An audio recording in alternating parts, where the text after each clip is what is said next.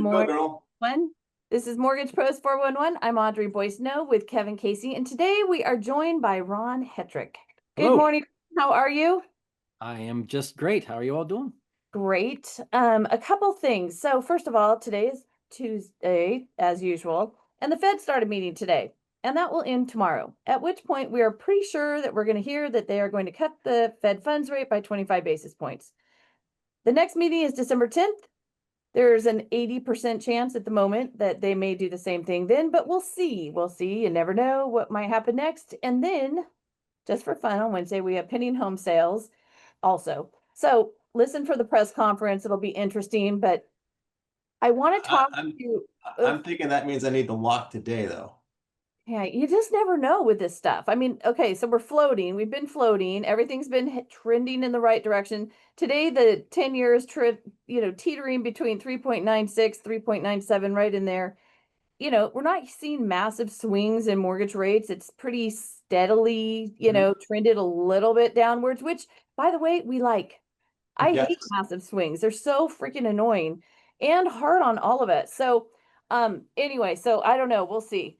There is a possible trade deal with China. We'll see. I mean, we can't talk to each other, of course. We're in day, 28 of the government shutdown. So we can't compromise with ourselves, but we may be able to get somebody together and fix it with China. So fingers crossed, kids. Let's see what else. I just wanted to note, I saw this so Kevin and I teach NMLS, which is our licensing. You have to do 8 hours a year to keep your mortgage license. So we've talked about different dates because, we all have to renew by December 31st and you want to have all your continuing ed done ahead of time. Okay, in Georgia, you have to have it done by October 31st. Washington, D.C. Wait, oh, you have to have your education done by October 31st. Your CE. You have to get it. Yes, okay. And Wow. November 1st for Washington, D.C. and West Virginia, November 30th for Kentucky and South Carolina, December 1st, Delaware, Iowa, Kansas, Vermont, Puerto Rico. Anyway, bottom line is don't sit around twiddling your thumbs. Get this stuff done. And again, I needed to have a background check and credit report done again this year and fingerprints. So if you So I went in, you scared me so much. I went in Good. and called NMLS and said, Good. hey, am I good? Because, I have 3 different state licenses and all this other stuff. And it was the first time I've had to deal with all that. And they were good. They just let me know, okay, no, you're all good. You just have to pay on November 1st. So, Okay, so on that note, they have changed the website completely. And so I had easier. to call because nothing was in the right place, which they're so good on the phone. So Guy, the smartass, excuse me, well, it's a little early for that. He says, Audrey, you're not going to pass the background check. I mean, that's valid, maybe. So I just want to take a moment and talk about Ron. Ron, buckle up. We're going to talk about you. So Yeah. Ron is a corporate economist. And for all the people who listen to our little show regularly, they know I've been obsessed with BLS. And I promise you, we're about to get an education because Ron used to work at BLS and knows all of the inside scoop, a lot of which I had no idea. And I thought I knew something. He is often quoted in Forbes, Wall Street Journal, Marketplace, US News and World Report, CNBC, CBS, NBC. I mean, CNBC, Bloomberg, Yahoo Finance, Fox, I mean, all over the place. So this is just enough to say, thank you, Ron, for being on our little Mortgage Pros 411 show. I promise you that the people who listen to the show are the brightest in the industry because they actually show up for an hour a week to find out, something more that they might learn to help their clients. They don't just do their 8 hours a year to keep their license. So we really appreciate you being here, and it's going to be very interesting. My eyes were bulging out of my head as I was talking to Ron, and he was, what's the word? Knocking some of the things I thought I knew about BLS right out of my skull. That's what he was doing. So there you go, Ron. What I do. Okay, so let's talk about just for a minute. Can you just explain? So one of the things that Jerome Powell has talked about, and I know this is not your focus, you're a labor economist, but he has talked about the balance sheet runoff, which has gone from 9 trillion to 6 trillion, and that may continue, or they're going to curtail it. Which one? Tell us what's going on with that a little bit. I don't know. It's a good Oh, question. the one you I got. told you that's what I Perfect don't know. answer. Okay. I like Start with the one thing you don't know about. Great. That's really good. Yeah, it's just a great start. Let's can you ask me about baseball next, which I know nothing. Baseball, hockey be better. we're done with baseball. Okay, CPI, Consumer Price Index, came in Yes. than expected in September. So we're seeing inflation at least seem to sort of level off. Thoughts? Yeah. Yeah, it's been inflation, just like everything else for the past, who knows how many months, is incredibly dull. And that's because you have these offsetting forces. Obviously, you have, right at the point where, there's been deportations and there have been tariffs, and those two things act in counteraction to each other. And then you have an economy that's, investing really in one industry, but not really investing in other things, and they're counteracting each other. So it's not a surprise to see CPI holding firm, because there's almost no pressure on the labor market right now. And in case anybody doesn't understand, back in 22, 23, that is why we saw the inflation that we saw. We came off of 2 years, very low immigration. We had a very significant labor shortage. We started to see a lot of inflation that hit right on the product side, because those are the people who made products or were serving you products in a restaurant. And they took care of the problem by essentially granting asylum status to every country out there. And we kind of flooded the market. We straightened that thing out. The Fed admitted as much in 24. And now, we are a much softer economy. The demand has definitely been placated. We're not seeing hiring near to the degree that we had. So I'm not at all surprised to see pricing coming in very mild. There's really not a reason why at this point it should be coming in much higher. Okay, so let's talk about labor and let's talk about BLS. So you worked there, you were the supervisor of the labor survey, right? So of the payroll employment survey, yeah. Employment survey. Okay. So can you first start with, tell us whatever we should know about this. And I told him earlier, kids, talk slowly so that we can this, okay? You're not That's going to be really hard if you but don't know. So, so let's talk about, so you have, there's three basically employment reports that the Fed cares about. Three that most economists, especially in the labor world, are watching. Obviously, JOLTS, which is the job opening labor turnover survey. That's a survey that everybody kind of ignored for forever. And then it became very fascinating in 21 and 22 as that thing ballooned to about 12 million from its pre-recession high of around 7 million. And now we've been working our way down to around the 6 million. So that's one of the things the Fed's looking at, is how much demand is out there for these workers, because they're kind of balancing that with the amount of people who are saying they're unemployed. So unemployed, the labor force participation, labor force, that's household survey of households. That is one that will be very interesting, because even if we settle a shutdown, it's hard to go back in time a month from now and say, hey, what were you doing 8 weeks ago? Do you remember during the survey week of the 12th if you worked at all? So I think that one might get sacrificed in all of this. But then you have the payroll employment surveys. That's a survey of employers, and as it states, and that one is where we kind of see where is hiring occurring or not occurring, and who's breaking off their trend. And that one for people like myself it's really critical, but typically not at the aggregate as much, as a lot of economists are really kind of digging into certain industries that have announced, layoffs. We'll get to that a little later, flash forward on that one. But the government, of course, in doing what they're doing. So you're trying to see what state are people in. Okay. So between JOLTS and this payroll survey and the unemployment rate, it's this balancing act that you're looking at and saying, is there going to be a rush on labor that could drive wage prices higher again? And that's what the Fed wants to know. And so they're kind of using all of those data points to give them, what they want. And we're flying blind on those things. So they're using, what they can use, ADP, unemployment claims aggregated from the states, which is also very unremarkable. And we'll talk about that as well. But yeah, that's really in essence of it. Obviously, CPI, PPI also comes out of BLS. Anything you want to know about inflationary wages is coming out of BLS. That doesn't come from CPI, PPI. It's actually a separate program. You got it. It's all there. okay. So while we're on JOLTS, just for a minute, we had been told that there is a possibility that JOLTS may have been slightly overinflated as jobs went remote. and maybe job postings were posted in multiple states or had different titles, et cetera. From your Yeah, perspective, is that possible? And if so, what is the impact? it is possible. However, what Jolts is doing, I mean, they're literally going to employers and saying, how many jobs you have open. Oh, How, so they're not going to the job, the postings, they're going to the no, that's employer. what we do. My company, Lightcast, we're tracking postings. So we do an insane amount of attempted due diligence to get rid of duplicates because of those things. Not only do you have that aspect that you're talking about, but you also have every now and then an employer will put out something that's really the same job, but they're trying to hit different things to see what they're going to get. So there's so many different ways that people do it. No one's doing it out of ill will. They're really just, trying to get the job filled. And Right. so they sometimes will put it up multiple places, change the wording a little bit, change maybe what job title they think it should go under.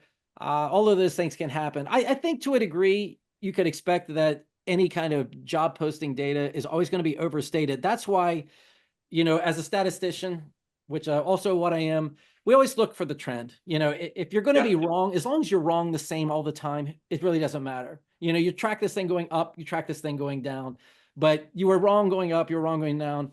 And I think that that's what we're watching is we balloon to a very obscene level. We've come down to a level that, feels about right, around 6 million or so. But the reason why a lot of people think that it's inflated is because a lot of the openings that we have aren't what people wish we had. People want In higher what paying, greater jobs, and that's not what our economy has to offer right now. interesting. Okay, so what does our economy have to offer right now? Service jobs. I mean, this is one of the things I say when I'm keynoting is it's like we're a service economy, but there's no one here to serve us. So, we are literally, you look at restaurants and retail and construction, the trades, and all of these jobs that really care, home health aides, nurses, which are, it's a well-paying job, but of course you have to have a certification. You have to be a registered nurse. That's the number one job we have in our country. But the rest of the top 10 is so unremarkable. Like when looking at our job postings data for Lightcast, you got a lot of the top 10 literally is in retail workers, retail supervisors, laborers, fast food counter clerks and things like that. So, it's really not the kind of stuff that you want to see. So when you see those things, the immediate reaction is, the economy really stinks. But the reality is the economy doesn't really stink. It's not doing great by any means, but it's not that it's, in the doldrums. Even unemployment rates amongst college graduates were, historically speaking, not so bad. But we can talk about that as well. A lot of that is a very significant oversupply issue. Okay, so let's go back to the BLS jobs report, which Sure. and I've been obsessed with. So we have been told and believed that the BLS jobs report was very much overstated, and every year there would be a reconciliation by the QCEW, which is also within BLS, to tell us what the actual jobs numbers were. And we Right. were also led to believe, as we're watching the market really react, which impacts us and our borrowers profoundly. Sure.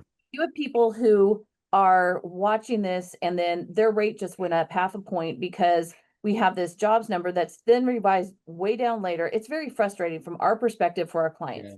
So I know that economists and statisticians really love numbers and crunching numbers, and that's that's what it's all about. For Yeah. us, we're on the ground and we're seeing like the impact of these swings in the mortgage-backed securities, et cetera, based on this data that's coming out of different sources, right? Sure.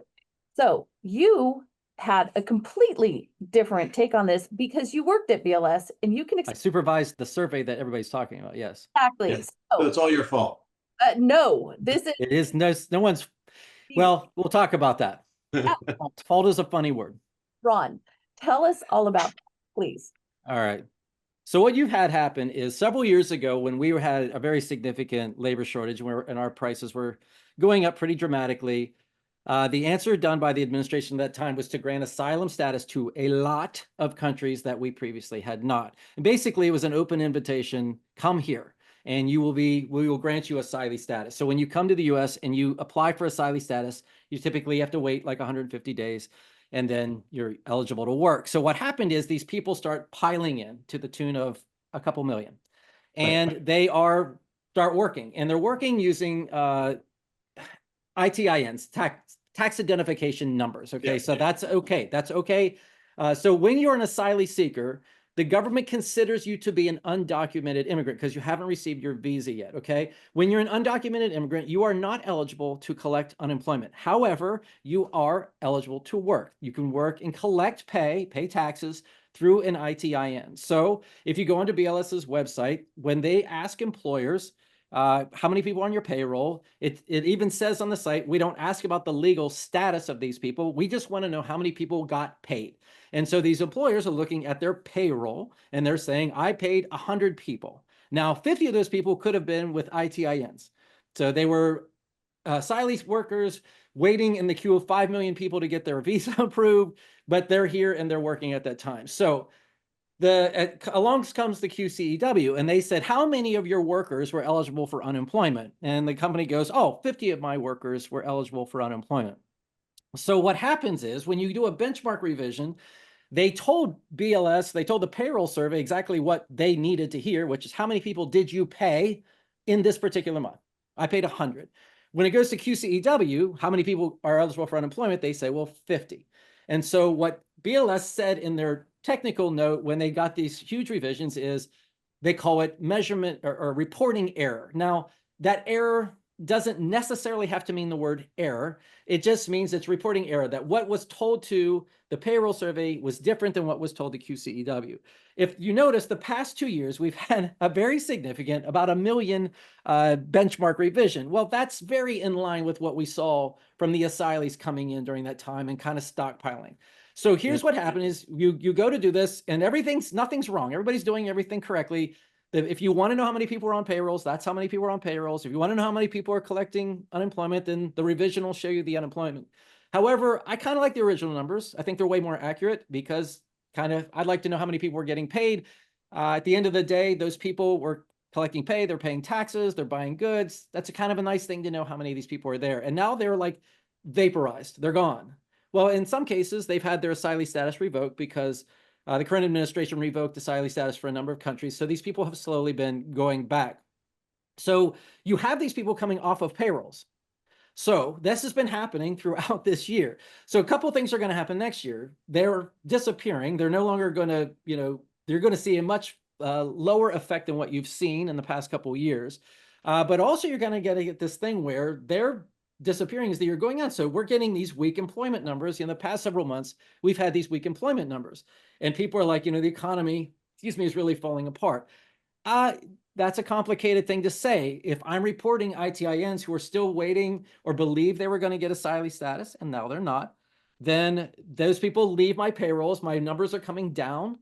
Unless I hire a legal person to come in and take that job, then my employment numbers start coming down. Is that really weakness? Or is it could be because you're saying, well, as these people leave, I'm not going to try to replace them. So therefore it's weakness. Or as these people leave, I tried to replace them and I couldn't.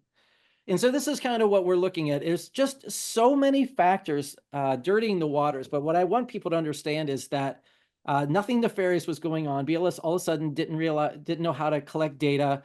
They weren't gaming the system. That's an utterly ridiculous statement. I was an analyst on the payroll survey before I became a supervisor. And when we got our data as a dump and you sat there and you said, this one looks wrong, this looks here. And then everybody puts theirs together and you come out with your sample. No one touched it. It went from my desk into the final report. There's a birth-death model, which you've heard about. The birth-death model tends to always overstate when we're going down and understate when we're going up. And right now it's been, I think, overstating a bit, which is adding a little bit of fuel to the fire. But that's not a surprise at all, given what we know about how these payrolls have been growing. So I hope that's clear to people. It's been very difficult to explain. I've done it in national media many times, but it's not the easiest thing to understand. But just know, if you're going to measure weakness by how many true-blooded Americans are on payrolls, then you're right to go. Then I like the lower number. That's okay. So for me, the obvious question is, why isn't the same question being asked of BLS and QCEW?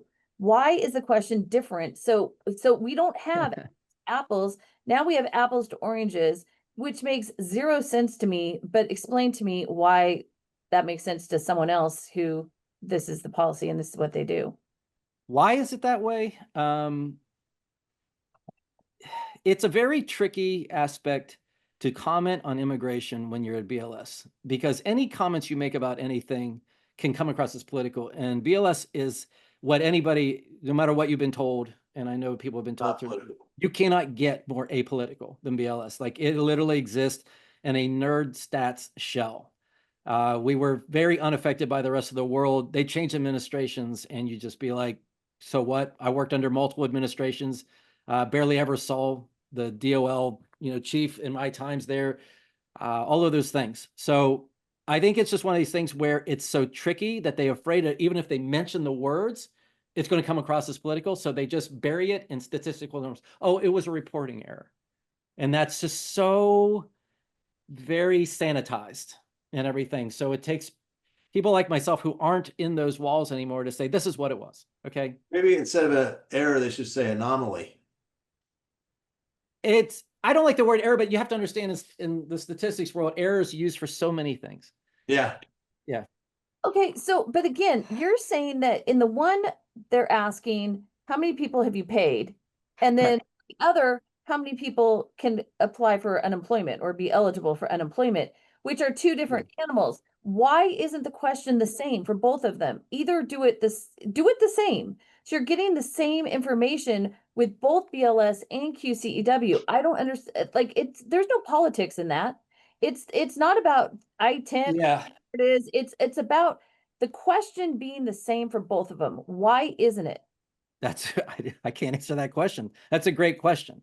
It may have something to do, if you think about the QCEW comes out with a pretty significant lag. So it may take a long time to do all the paperwork to come up with who's eligible for unemployment. Payroll is just a much easier number to throw out right away, because I need that every single month as fast as I possibly can. That may be part of it, but I couldn't give you a definitive answer. Can we campaign for that, Ron? You can do it. It really does come down to, I like it. Like, I like knowing, that this shows up. If you actually go to the household survey, they have foreign-born, native-born. The household survey says we don't ask for legal status either. When they call a household and say, were you working the week of the 12th? You say, yeah. And they go, cool. I mean, that's it. They're not sitting there going, oh, were you an illegal working the week of the 12th? So that's why you saw our labor force, growth the past several years, as all of these asylum seekers came in. Well, now that they're departing, the labor force growth is going to be a very fascinating thing to watch going forward, because we certainly weren't getting it prior to this year. So we'll see. Okay. Again, I'm just going to say that if the question being asked was the same, then the answers would be more accurate, and it wouldn't be. Yeah, they'd be accurate for the question. Right. So, and by the way, why can't the survey have two questions on it? Ask of both, right? Once again, it could come down to just how complicated it is to do it. Keep it simple. The BLS, the household and the employment survey are meant to get you information as fast as possible. And a lot of what people said, like, especially when we started getting these revisions, people are like, I hate these, that we're getting these consistent downward revisions. Now, in and of themselves, those revisions were really unremarkable. The fact that they kept happening in consecutive months, that made people get a little nervous. But at the end of the day, you're getting more data in. That data is painting a whole picture. So what happens is, as an analyst, I get survey data in, I look at it and I go, I don't know if I believe some of these outliers going down. And then I get more data in and I'm like, oh, wow, it looks like everybody's going down. Okay, I now believe this. And that's how you get these revisions, is you're making a call based on the information that you have. It's the best educated call you can make.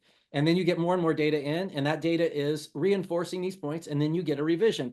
And if these things were going up and down, no one would have even thought about it, because the revisions were very much in line with anything you got on a monthly side. However, when you stack them month after month, then it starts to look really bad. But I do believe a lot of that did have to do with people dealing with the departures of these asylees, these ITINs, that it was taking them a little bit longer to get this data in. And every time they reported things, they were getting lower and lower, and that affected things. However, can I prove it? No, but it's the best educated guess you're going to get. That's fascinating. And Oh, that's a turn. I mean, it makes sense. I know. I know. Uh, It, I've often thought that, if I was Fed chair, that the faster I can get my data, the better you can tweak the economy to improve it. And I've always kind of felt that as things are getting faster and faster as far as the data and the information, that the the government can make the change, or at least the Fed can make the changes necessary ahead of time or sooner, so that they can correct if a trend that suddenly shifted.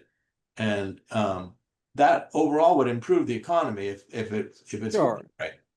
How accurate do you need that data to be on the first pass? Because I look at, having been on that survey, I mean, you hear the terms directionally correct. Directionally correct is, was it 250,000 more like 0 or minus 250,000? Anything in between those things I don't really care about.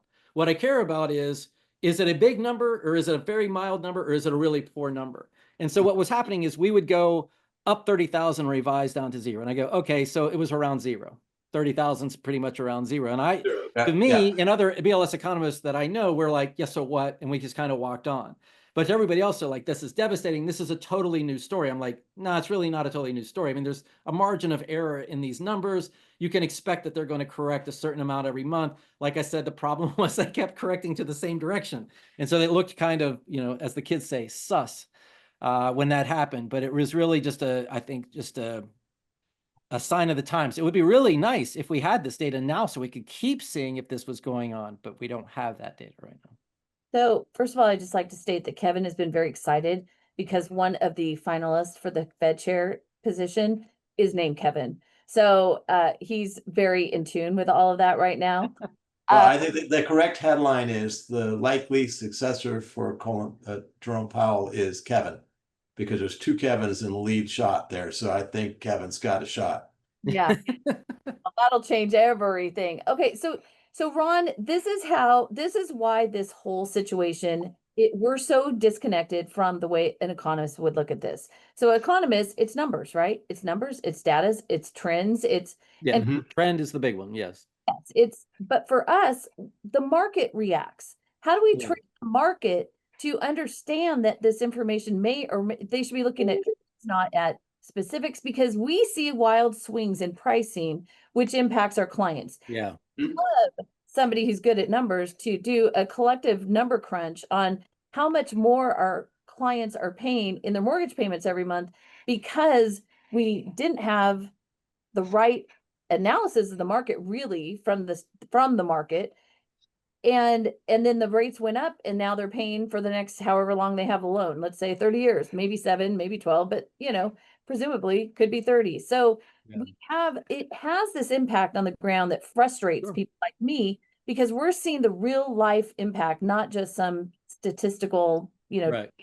so how, and I find it frustrating when we can get the NASDAQ, measured down to the penny, down to the second. We can get that handled, no Yeah. problem, but we can't figure out a better way to do survey data or to do any sort of data around the jobs, which impacts the market, which trickles down, blah, blah, blah. So do you see where I'm going on this? Yeah, but you couldn't, if you want to do that, then you could invest millions and millions of dollars in fixing the system, and that is not going to happen. I mean, they're taking money from these things. BLS has had money cut from their budget. They're not adding to it. It's just a very difficult, these are difficult times, because if you want to modernize the system more than it is, then it would require a significant investment. There's ways that you could incentivize companies to get these things in on time based on their performance over the course of a year, and certain things you can do there. But no one wants to take the time to do that. We're kind of in a slash and burn cycle, and that's going to cause all kinds of really bad things. I mean, I think BLS, given what they've been dealing with this year, has done a really good job of it. I think that what they were guilty of is just not communicating things, I think, as best as they could. But under the circumstances, I feel like I keep saying, directionally, I think they're getting it right. I think this is a malaise market. We see it in our job postings data. ADP is saying the same thing. Any other data points that you bring in corroborates this very boring blasé market. It's neither in collapse nor is it an expansion. And that's kind of the reality that we're in. And I think that they were painting that picture pretty accurately. Well, if this were a normal situation at this point, I think I would go collapse on the couch, put my feet up, and just take a break for a few minutes and ponder all this. However, that's not what we're going to do. And do that today. Have a little chat about the posting that you did last week, one on Thursday, one on Friday, about AI. Yeah. Ron has received something like 175,000 impressions On on the Friday one. Yeah. Friday postings. His normal impressions are 15 to 20,000, which is not exactly loser territory. So it is definitely a message that has resonated not just in the United States, but in other parts of the world. So will you please walk us through what you posted and your thoughts on all that? And again, remember that we're mortgage people. So, like how does that trickle down to the consumer and to their ability to buy a house, et cetera? Yes. So here's the thing. Really, when I put up Friday's post, it was supposed to be the second part of what I was trying to say Thursday. So on Thursday, what I was saying was, if you look at the numbers to this point of the year, that AI investments have really accounted for, nearly all of our improvement in our GDP. I believe investments in information equipment, it's only 4% of GDP, but it accounted for 90% of the growth of GDP this year. So basically, you have GDP being propped up by an industry, AI, and there's literally like $1 trillion+ invested in this industry because of what people believe it's going to do. And yet what happened is, so we're in a bubble. There's no doubt about that. So if you go back, it's they've received 17 times the money, the dot-com bubble, 4 times the money of the mortgage bubble. In the dot-com bubble, we created 15 million jobs during that bubble. In the housing bubble, we did about 7 million jobs. In this AI bubble, we're actually not growing any jobs. In fact, the industries that have AI the most, the IT industry has actually been losing jobs. So as they're doing this, they're cutting jobs. And another, of course, cut came out this morning from Amazon. And the companies are very vocal. When they say it, they're like, look, Amazon said earlier this year, we're going to put $100 billion into AI. Well, as the year's going on, they're like, we got to get rid of all these workers because we have to pay these checks for AI that we're doing. So it's way too early to say they've actually used any of the AI, but they have to pay for it. And they're doing it by reducing headcount.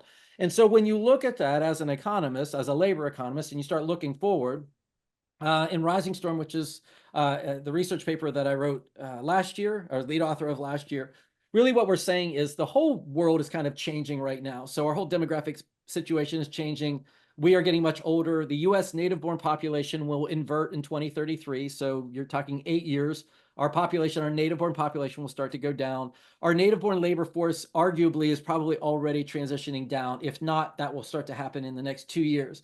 So if you're starting to look at this and you say, okay, consuming economies across the globe, Japan's down 6.3 million since 2010. Their GDP hasn't moved in decades, 2 decades. Okay, who are you selling this to? If you're going to put this much money into something, then where's the return? Because you don't have any products. AI itself is an efficiency application. So it's being used to either take work off of people's plate or just take their work, period. So that's a removal. So it's going to subtract out of GDP. So it's going to take a worker out of a job, take the taxation of the worker out of that job. And so it's a removal to the economy. So in the past, people would look at things like productivity and they'd say, well, that's a good thing for GDP, but not in this particular case, because AI's contribution to GDP is not in the way that we've seen, like the Industrial Revolution or computers and things like that. When we built computers, you needed a computer. All the computer and all the parts and the software were all different companies and industries. There was a product from day one, and it created jobs, pretty much right away.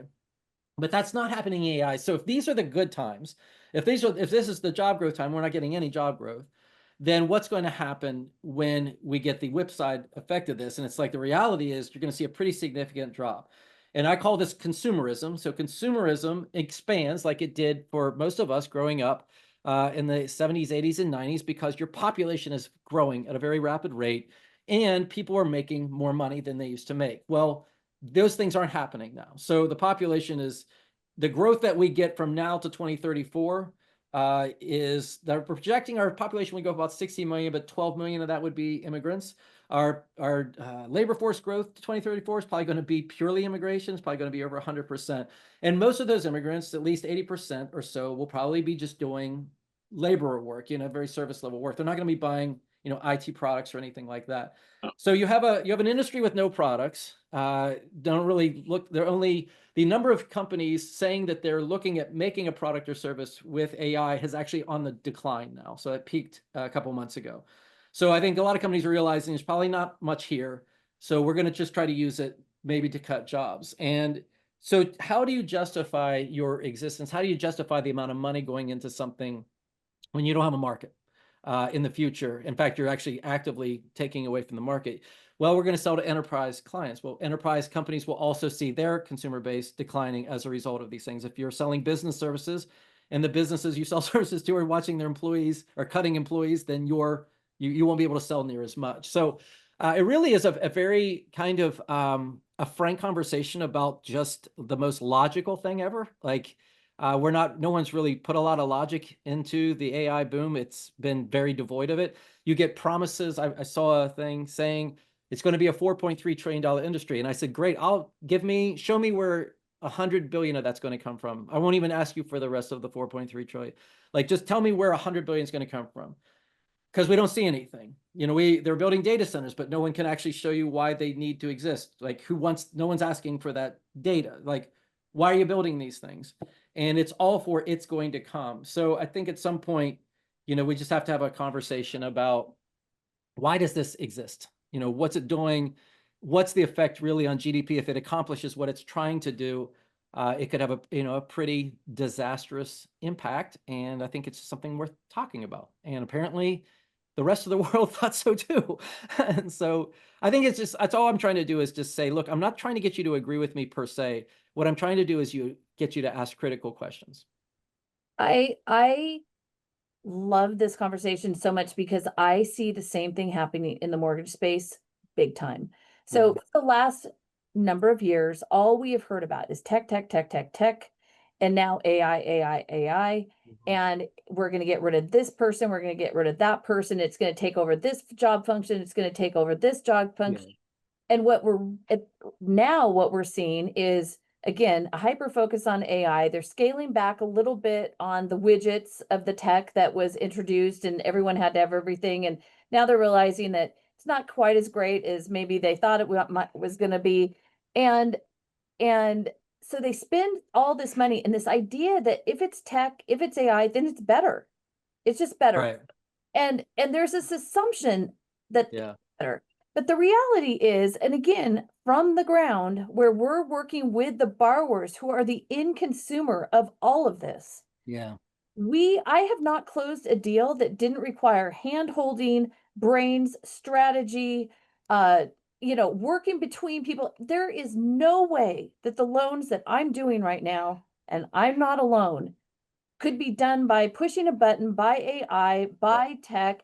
They require a blend of both. So there is a space for let's take some of the tech and incorporate it into what we're doing because there is value in that. I get it. I love it. It's great. But this idea, to your point, that we're just going to replace a bunch of humans and it's not going to be better for the consumer. And back to your Thursday, Friday points, which is we don't have a product. There's no product. What is someone buying? It's not like they're going to the store and getting something or buying no.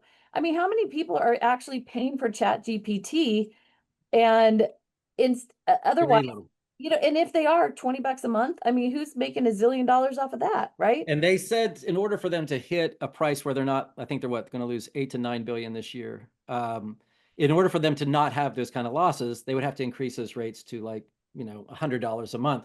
But I think I saw some recently, only like 20% of Chat GPT calls are even work related. They're mostly frivolous things. And so people are using it as a toy, and yay, that's fun until that toy costs you a lot of money. And then you're like, well, I mean, it's a toy. I mean, yes, it was helping me cheat on my homework, but how much am I willing to pay a year to let it cheat on my homework? And most of the usage is from students. When students leave college, the usage of Chat. Yeah, that drops way down. Yes. Like 50%, I think. I'm kind of thinking it's kind of like Uber and Lyft, when they first started out, like I could get a ride home for like $6. Oh yeah, yeah. It was like, this is insane. Why would I not do this, right? Well, now it's more like $60. Because they drove their competitors out of the market. Yeah, exactly.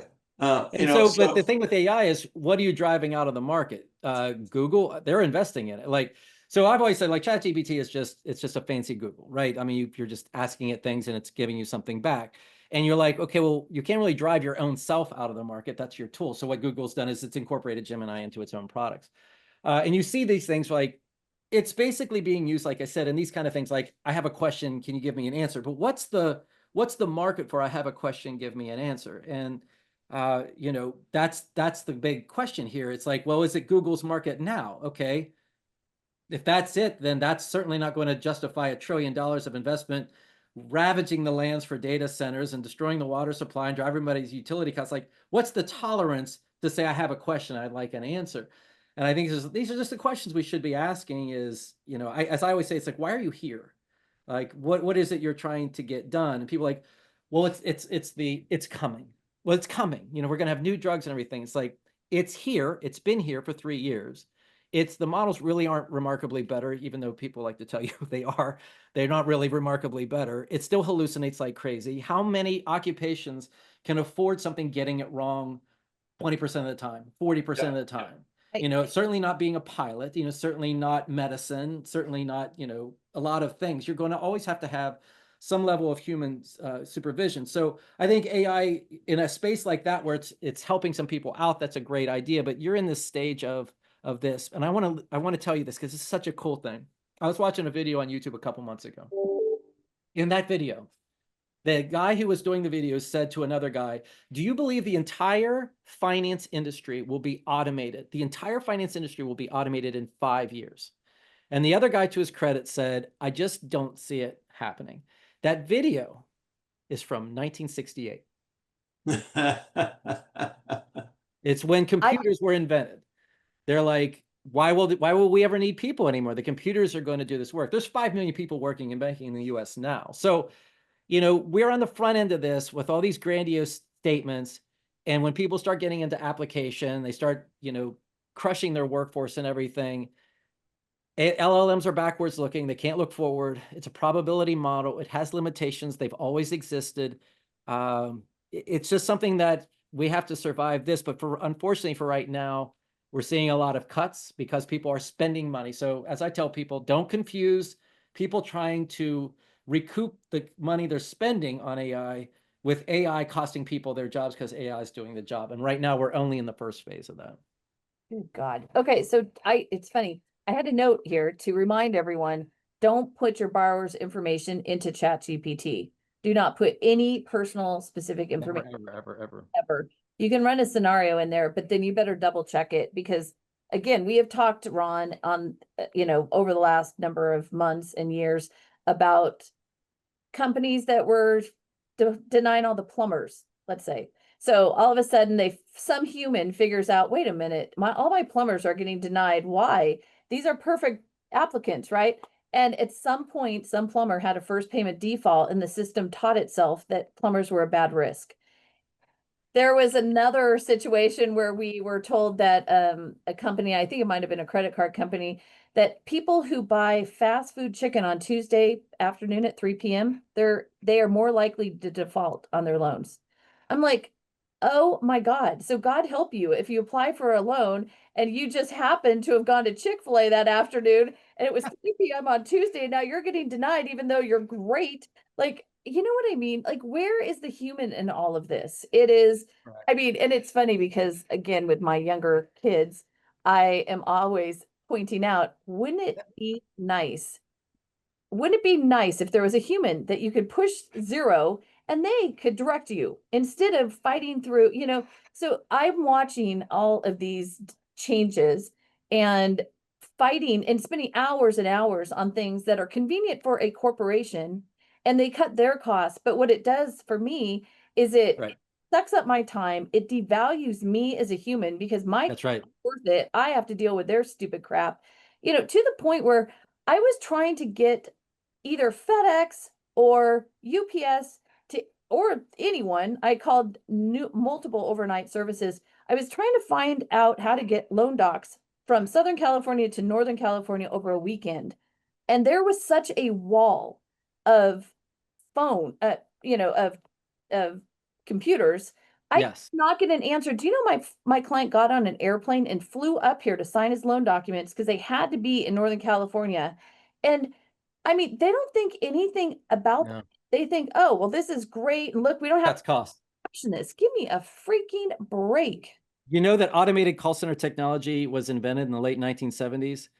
It's 2025. Does anyone like talking to an automated No. call center? Oh, No, we No. hate it. And the reason why is we're nuanced. Everything is a new experience. The tone of your voice, the way you're starting to get angry, the way you're repeating certain words or emphasizing certain words, that is all critical in understanding things. And I spoke at Staffing World, a bunch of temporary staffing companies. And AI is just destroying the hiring space because it's now AI submitted resumes running into AI recruiters or sourcers, screeners or whatever. And so what's happening is people are submitting 20, 30 different versions of the resume with a different email to see which one can get past this thing. And I talked to one recruiter who's like 40% of the applicants I get are don't exist. Like they're fake. And it's because everybody's trying to figure out how to game these systems. It's like it's taken hiring back 20 years. And it's just such an awful Wow. thing. But at the end of the day, when I was hiring economists, I hired them because of the way they talked to me, the way they sat forward in their chair, the curiosity in their voice. None of them Mhm. came with the kind of economics experience that I needed. But I looked at them and like, do I want to work with this person? Do they look like they just have a curiosity about life?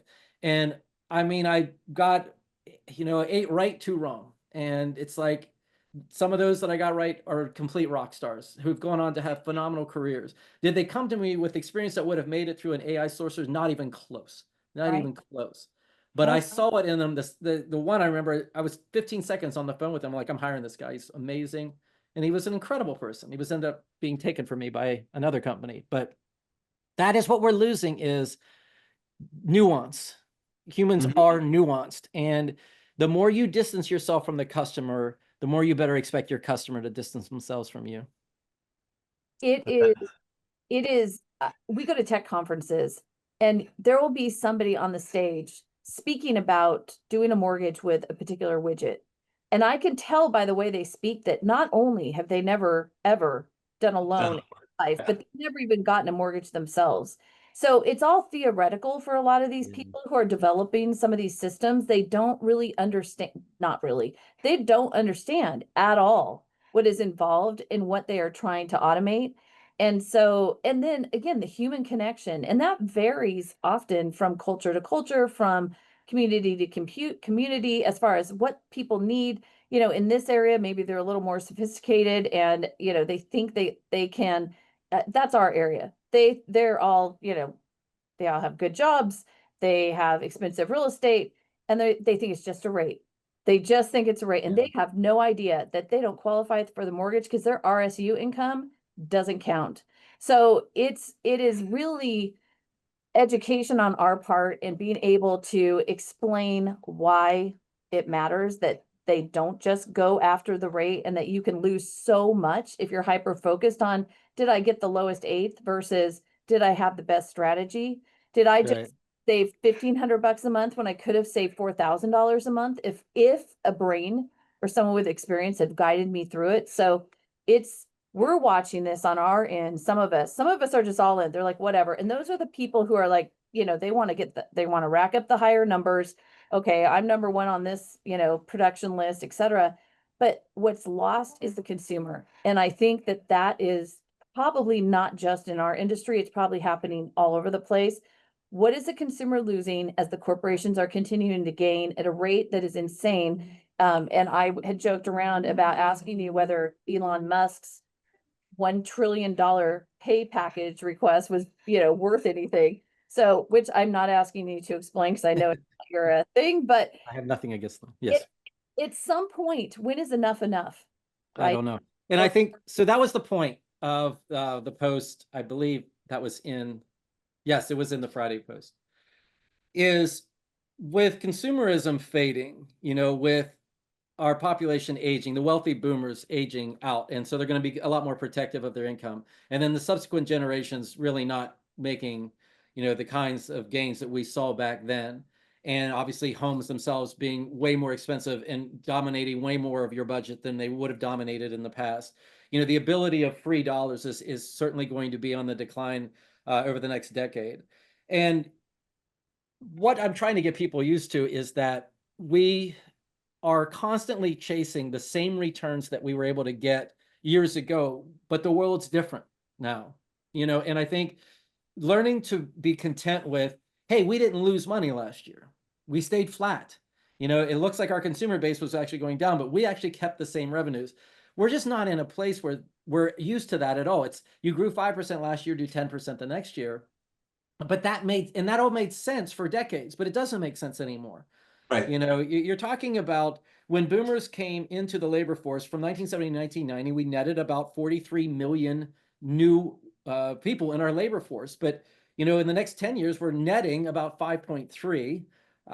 It's just literally an entirely different universe than what we had back then. And so getting used to not getting as great returns is where we're at. But instead of doing that, then what we do now is we figure out ways of gaming this, hyperinflating a particular industry, making it sound like it's the bee's knees when it's really not.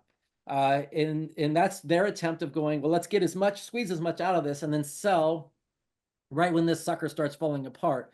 And that sounds a lot like the housing bubble. Yeah. Right. I agree. And also the mortgage business has done that in the last number of years too. So instead of saying, okay, we have a certain number of consumers per year that need to buy a house, which is what it was focused on when I joined the business in 1989. It was mostly purchases. But now we've worked ourselves into a situation where there's so many mortgage companies and a lot of them have gone IPO. A lot of them have to answer to the investors every quarter. And with that, to your point, they have to have gains, right? So then what has to happen? Well, we need refi booms. We need artificially low rates to feed Right. the industry where, again, we're not talking about what the consumer needs. They don't need, it's not helping them buy a house necessarily. And again, I know the affordability, that's a whole nother thing. But my point is, we are so dependent on these refi booms to keep our industry going, Right. keep everyone in business and to keep the businesses sustainable and to keep the owners of these businesses able to fly across the country to have dinner with their friends in their private jets. That's where we are. But then they talk about, oh, LO comp, and getting rid of underwriters. And I'm like, we need to scale back and get back to reality, which is how do we serve the consumer? How do we help the consumer have the best loan for them? Is it Right. pushing a button so that you can minimize your cost and whatever happens to them, who cares as long as they make their payments and we can have, this bigger corporate earnings. So it's complicated and it is not something anybody in most of the mortgage business wants to even talk about or discuss or ponder because it threatens their lifestyles. And I think it's important because the borrower should be what we are ultimately working for. And this should all be for the borrower. That's not the question. That is not, how does it impact the borrower? You should see the look of confusion on their faces when I say something like that. They haven't even thought about it, honestly, a lot of them. So, I'm frustrated by the excesses in our business. What, Kevin? I've said this story before. I had an engineer working for one of the main companies out there that's coming up with AI for the mortgage world. And he was applying for me for the mortgage. And the whole time he kept complaining about the process and how AI is going to make this so much easier, blah, blah, blah. And the whole time he was missing the fact that if I didn't keep prompting him and pushing him and congealing him to move along, he'd have given up so far early in the process. And he never would have accomplished the goal of buying the house he wanted to buy because he had gotten so frustrated with the process, and he would have left it. That, how many times did I put up with, well, I need, one more pay stub, and oh, you don't need any more pay stubs. I'm not giving you another document. I've given you too much stuff already. And I would just let him rant and rave and blah, blah, blah. And then, oh, by the way, I still need that pay stub. And, I mean, that's the simple stuff. That's before you ever that was, oh yeah, there was so much more to it, like keeping the thing in process and knowing all the little nuances of the particular property he was buying. And there was so much more to it than what a computer could just quickly answer. And yes, I benefited, and Audrey, we both benefited from AI using like scenarios and running things through AI and how to, present this to a borrower. And like, I love it when I can take my loan conditions from the underwriter and literally get them translated into customer speak to my clients, because underwriters are notorious for, like, they speak underwrite, and then I have to translate to the borrowers that they don't speak that language. And so AI has been really helpful. Like, okay, let's take these conditions and tweak them in a way that I can do, and it's so much faster than what I would literally spend. Sometimes, I'd get sometimes 20, 30 conditions from an underwriter, and it would take me a couple hours to go through those conditions and write it to the borrower so that they can understand it. And there's some ways that, again, I have to be careful what I put into AI, but I have found, like, these letters I were able to generate through AI, like, I just use that now as my format because it's so much cleaner, easier for my underwriter, that I never thought about doing it, the 30 years in the business. Wait, I can make this even easier for my underwriter and make it easier for the client at the same time. So there is benefit to AI. That's fixing an inefficiency, and that's what it's really good at. Yeah. So there's a post that I reposted from somebody on LinkedIn, and it basically was this chart, like a Venn diagram, and it said the things that AI is good at, and then had an overlapping circle with the things AI can like do, and then it had like things AI or something else, and it had this like things AI is actually doing, and it was outside of the entire Venn diagram of like, it's like there is a place for it. And what I said earlier, like when I was talking about why are you here, really what I'm saying is you're asking for $1 trillion. So justify your existence. But there are absolutely great uses for it. I think some of those uses make us very lazy. I think like the MIT study said, the MIT students who used AI couldn't remember what they even typed. Their cognitive decline started to become noticeable. Basically what they said is the more you used it, the dumber you got. And I think that this is something we have to be careful about. Is you, Kevin, are a seasoned person in your industry who knows what they're putting in and knows what to look for when it's coming out. Right. There's great value to that. Now, if you go on and you like, I leave this job or I retire, and no one behind you has that kind of insight, they're just dumb using this system, which means the worst things could be coming out of it, and they have no idea what to put into it. No idea. That's Exactly. what you lose by stopping this chain. Like, AI is not prepared to do these jobs. What it needs is for people to have the institutional knowledge to know how to get the most out of it. And that's the growing pains that we're going to go through. Exactly. Okay, so bright notes just before we wrap up. I just wanted to let everyone know that despite what you might be hearing in the media, Case-Shiller, Home Price Index, and FHFA's Home Price Index both came out positive, seasonally adjusted. So we are still in the positive nationally for appreciation. So although we've seen stabilization, even some declines, it's okay. And ICE. ICE can't, God, the most unfortunate use of an acronym ever. I keep wondering if they're going to change it black, but anyway, their September report on delinquencies and foreclosures, we're still below pre-pandemic levels on delinquencies and foreclosures. You're going to see headlines saying that they're up, and they are a little bit. So delinquencies were down 2 basis points from last month, down 6 basis points from a year ago.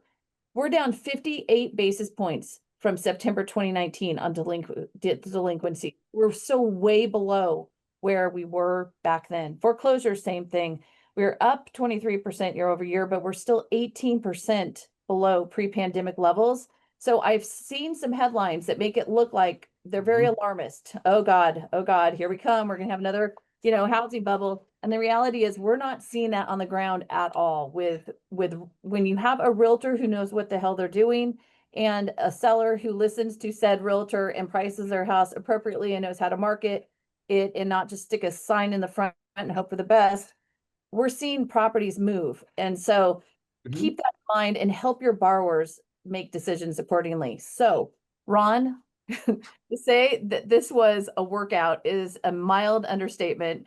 And brilliant, actually. Yeah, we just really want to thank you so much. This was really fascinating. We're really happy to have had you here. Thank you so much. Is there anything you'd like to leave us with? I probably should have something brilliant to say, but I don't. But I appreciate you I having think me, you and said hopefully it brilliant. helps some way, shape, or form. We I think you appreciate had brilliant stuff as it was. No. Uh, All right, kids. Well, there are loans out there, lots of them. They're probably funky. You're probably going to have to think and work for it, but that's why we're here. So have a great week. Hey, And next week we are. oh, geez, Louise, thank you. Good God. So we are live in South San Francisco doing the show from the Camps Fall Trade Show and something. Anyway, and we will have Dr. Elliot Eisenberg who will be joining us via Zoom, but we will be there live. So come out. So I always like to talk about the parking's good, which for us, Ron, in California, parking is a big deal. I And know that. I'm aware of that. Alan always likes to remind me to tell everyone the food's great there. I have not had it, but I hear it's amazing. So have a great week, everyone. Go get some loans. And thank you again, Ron, for everything. We really appreciate it.